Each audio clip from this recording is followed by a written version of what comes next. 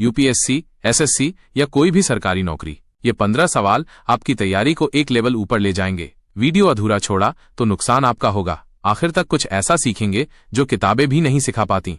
राज्यसभा का स्थायी अध्यक्ष कौन होता है? विकल्प है राष्ट्रपति, प्रधानमंत्री, उपराष्ट्रपति या लोकसभा अध्यक्ष। यह सवाल UPSC, state PCS, SSC, CGL जैसी परीक्षाओं के लिए महत्वपूर्ण है। सोचिए जवाब, क्योंकि अगले सवाल में हम पहुंचने वाले हैं अंतरिक्ष की सरहदों तक। सही उत्तर है उपराष्ट्रपति। क्या आप जानते थे? नीचे कमेंट में बताइए कि लोकसभा और राज्यसभा में क्या फर्क है। किस देश ने पहला लूनर रेलवे सिस्टम विकसित करने की घोषणा की है? विकल्प हैं रूस, अमेरिका, चीन या जापान। यह सवाल यूपीएससी, रेलवे, डिफेंस जैसी परीक्षाओं के लिए महत्वपूर्ण है। रेल अब चांद पर दौड़ेगी, लेकिन अगला सवाल आपको भारत के संविधान की सबसे गहरी परत तक ले जाएगा। सही उत्तर है चीन। क्या ऐसा कुछ भारत भी करेगा? अपनी राय नीचे कमेंट में जरूर बताइए। भारतीय संविधान के किस अनुच्छेद में संविधान संशोधन प्रक्रिया का उल्लेख है? विकल्प हैं अनुच्छेद 360, अनुच्छेद 368, अनुच्छेद 352 या अनुच्छेद 370। यह सवाल यूपीएससी, पीसीएस, एसएससी जैसी परीक्षाओं के लिए महत्वपूर्ण है। सही उत्तर है अनुच्छेद 368। अगला सवाल आपके शरीर के सबसे ताकतवर हिस्से पर है। क्या आप तैयार हैं? इंसान के शरीर का सबसे कठोर अंग कौन सा होता है? विकल्प हैं खोपड़ी, जबड़ा, दांत या हड्डी। यह सवाल एसएससी, रेलवे, डिफेंस जैसी परीक्षाओं के लिए महत्वपूर्ण है। सही उत्तर है दांत। कितना छोटा लेकिन सबसे स्ट्रांग। अगला सवाल सीधा पहुंचेगा संसद से सीधी सड़क पर न्याय की ओर।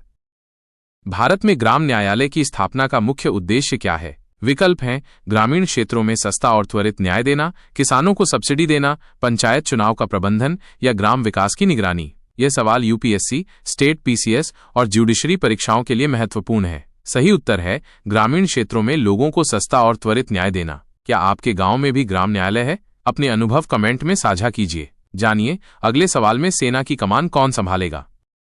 2025 में भारत के नए चीफ ऑफ नेवल स्टाफ कौन बने? ऑप्शंस हैं संदीप चौधरी, श्रीकांत गुप्ता, दिनेश त्रिपाठी या विकास भंडारी। यह सवाल यूपीएससी, एसएससी और डिफेंस जैसी परीक्षाओं के लिए बहुत महत्वपूर्ण है। सही जवाब है दिनेश त्रिपाठी। लेकिन अगला सवाल आपको चौंका देगा। किस योजना के तहत सरकार ने डिजिटल इंडिया को 14,903 करोड़ से रिन्यू किया है? यह सवाल यूपीएससी, बैंकिंग और एसएससी जैसी परीक्षाओं के लिए महत्वपूर्ण है। उत्तर है डिजिटल इंडिया प्रोग्राम। इतना फंड, लेकिन क्या ये पैसा सही जगह जा रहा है? जानिए कैसे पंचायत चुनाव तक पहुंचा डिजिटल सिस्टम अगले सवाल में। किस राज्य ने पहली बार ईवीएम से पंचायत चुनाव कराए हैं? विकल्प कर्नाटक, असम, तेलंगाना, उत्तर प्रदेश। यह सवाल एसएससी और स्टेट पीसीएस जैसी परीक्षाओं के लिए महत्वपूर्ण है। सही उत्तर है तेलंगाना। गांव तक पहुंची तकनीक पर अगला सवाल एकदम इंटरनेशनल है। एआई पहुंचा संसद में।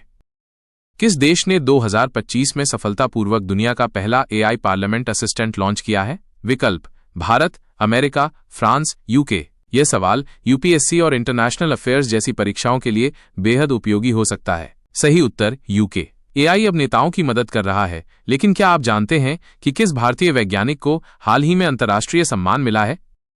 किस भारतीय अंतरिक्ष वैज्ञानिक को इंटरनेशनल एरोनॉटिकल फेडरेशन का सम्मान मिला है? यह सवाल यूपीएससी, स्टेट पीसीएस और साइंस एंड टेक जैसी परीक्षाओं के लिए बेहद उपयोगी हो सकता है। सही उत्तर एस सोमनाथ। भारतीय अंतरिक्ष विज्ञान का गर्व बढ़ाने वाला यह सम्मान अद्वितीय है। अब पैसों की बात करें। अगला सवाल आपको आरबीआई तक लेकर जाएगा। आरबीआई ने 2025 में कितने प्रतिशत रेपो रेट पर बनाए रखा है? विकल्प आपकी स्क्रीन पर है। यह सवाल बैंकिंग, एसएससी और यूपीएससी जैसी परीक्षाओं के लिए बेहद महत्वपूर्ण है। सही उत्तर है 6.50%। क्या ईएमआई घटेगी या बढ़ेगी, यह अब आपके बजट पर निर्भर करेगा, लेकिन अगला सवाल आपको सीधा स्पेस की ओर ले जाएगा। किस देश ने 2025 में पहली बार अर्थ आवर को अंतरिक्ष से मनाया है? विकल्प हैं जापान, चीन, रूस, भारत। यह सवाल यूपीएससी और पर्यावरण जैसी परीक्षाओं के लिए बहुत उपयोगी है। सही उत्तर है जापान। पृथ्वी के लिए अंतरिक्ष से एक प्रेरणादायक संदेश भेजा गया। अब अगला सवाल हाइड्रोजन पॉलिसी पर तैयार हो जाइए। किस राज्य ने हाल ही में ग्रीन हाइड्रोजन पॉलिसी 2025 लागू की है? विकल्प हैं गुजरात, केरल, महाराष्ट्र, राजस्थान। यह सवाल यूपीएससी, पर्यावरण और स्टेट पीसीएस जैसी परीक्षाओं के लिए उपयोगी हो सकता है। सही उत्तर है गुजरात। हरित ऊर्जा की दिशा में यह एक बड़ी पहल है। अब अंत में आएगा रंगों का उत्सव, जिससे मिला है ग्लोबल सम्मान। यूएन ने किस भारतीय पर्व को 2025 में ग्लोबल कल्चर डे घोषित किया है? विकल्प हैं दीपावली, होली, मकर संक्रांति, रक्षाबंधन। यह सवाल यूपीएससी, एसएससी और कल्चर से जुड़े सभी परीक्षार्थियों के लिए बेहद महत्वपूर्ण है। सही उत्तर है होली।